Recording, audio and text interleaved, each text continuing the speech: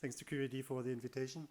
I will keep my introduction fairly short, just because I think we are more at the receiving end at the moment, having received input from ESMA, from the task force, and now kind of digesting this and seeing in how far to kind of substantiate it, see the reactions of industry, of stakeholders to this text. And as we are in this process, I'm simply not in the position to provide any kind of further information about where we are, what our thinking is in this respect. And therefore also the usual disclaimer, I'm speaking here on a personal capacity. I'm not giving any legally binding interpretations of level 1, level 2, whatever text, and I'm not kind of committing the Commission in any sense in, for example, what you will find in the delegated acts on this regulation. On the timetable, maybe a word. You know that we have to, well, to be on the safe side, deliver the delegated acts to Parliament and Council before the summer, so that they have their 6 months time of scrutiny. That means that we have to adopt it in the Commission by June. Probably most of you are aware of this new procedure in the interinstitutional agreement, that the Commission has to consult on delegated acts before adopting them. That means that we will conduct a 4 weeks consultation, probably end April, early May this year, on what kind of we have developed by then. So, and in the time until then, we will work on the text and see how to make it suitable for purpose, and do this, of course, also in coordination with the legislators. On the technical advice delivered by ESMA, I think we are broadly fine with it. Our task is now to translate it into legalese. As you've probably seen or read in the advice, I mean, there are some, well, I would say, descriptions in it which are not necessarily kind of easy or kind of evident to translate into a legal article.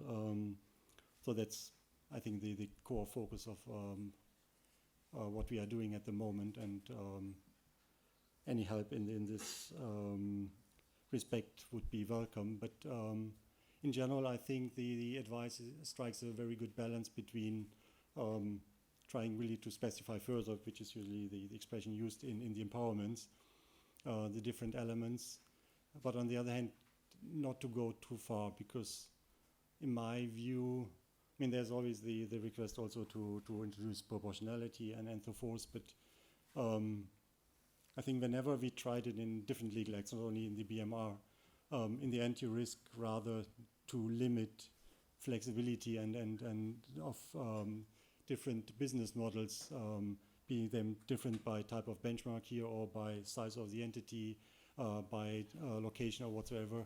You risk to limit business models more than you help them in kind of not having to comply with certain provisions in the text. So I think there we have to be careful. I mean, I have full sympathy. I mean, this is a new area, first time regulated at EU level, and mostly globally as well. So there are lots of uncertainties, but we are kind of in uncharted territory here. And I think one should think twice whether the EU legislator is the best placed player in the whole game to nail down all the requirements at first glance before we even start the whole exercise. So, I mean, it's like, of course, I mean, everybody wants to have legal certainty, but you should always think about the price you might have to pay if we have to do it kind of out of the blue without any prior experience in this area. So, therefore, any further specification, any further definitions, usually they trigger just the next question. If I explain A by B, then you ask, so, but what's the relation to C? And then if you do then for C, you ask for D. I think that that's something we need a bit of, I know all the lawyers in the room will hate it, but it's a kind of a learning curve here we have to face together, but well, I think that's the situation we are in.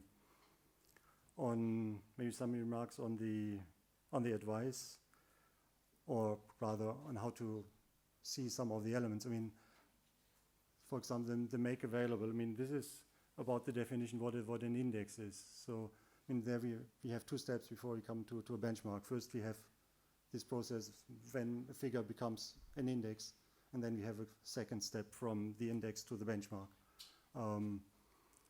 Similarly for input data, I mean, there's all this discussion about input data, contributors, regulate data, what's in, what's out, who has to have a code of conduct and who is not. I mean, there again, I think we have to stick to the concepts, and I think they are, in most cases, fairly clear in the regulation. I mean, we have to distinguish between contribution of input data and input data.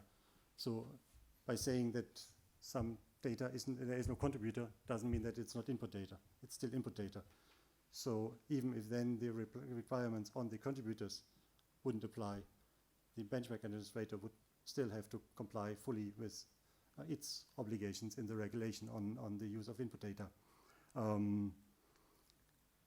But I think this should help kind of both sides, and also then if we try to put this in place, or rather you have to put it in place with your supervisors, it's not in or out decision. That doesn't mean, for example, if some data is not contributed, doesn't mean that it's completely out of scope and we haven't achieved anything. It's still input data, so we have all the requirements on the administrator to keep an eye on well, where the data comes from, whether it's it can be validated that it's appropriate, and so forth. So we are not kind of in limbo again, because I've heard some arguments, well, what do we achieve if we have this exemption on readily available data? I mean, it's not that it's completely out of the picture. So we should keep this in mind, and then I think this also helps a bit to put the things in perspective. I hear a lot of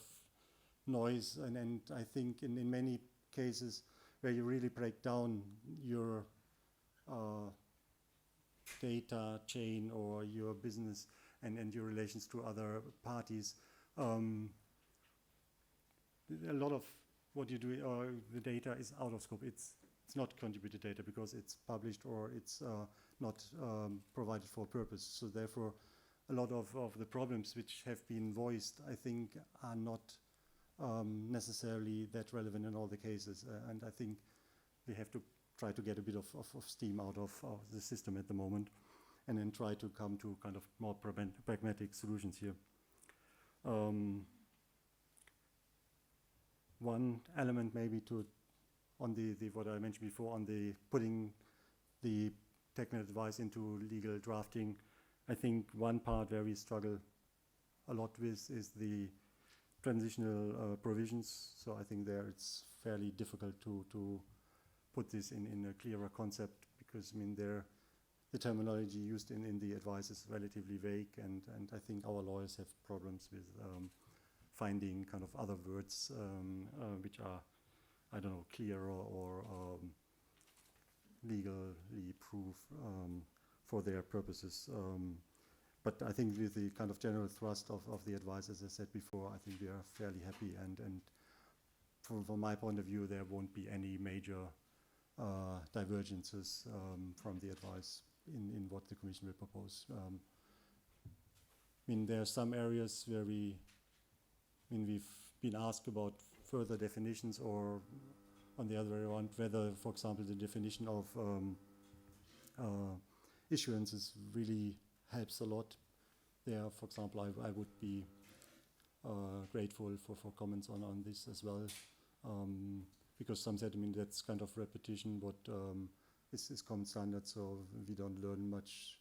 So therefore, again, question, does further legalization of the term really help, or is it rather kind of repeating obvious things which doesn't help anybody? Then maybe we shouldn't do it, but there I would be grateful for any comments. Thank you.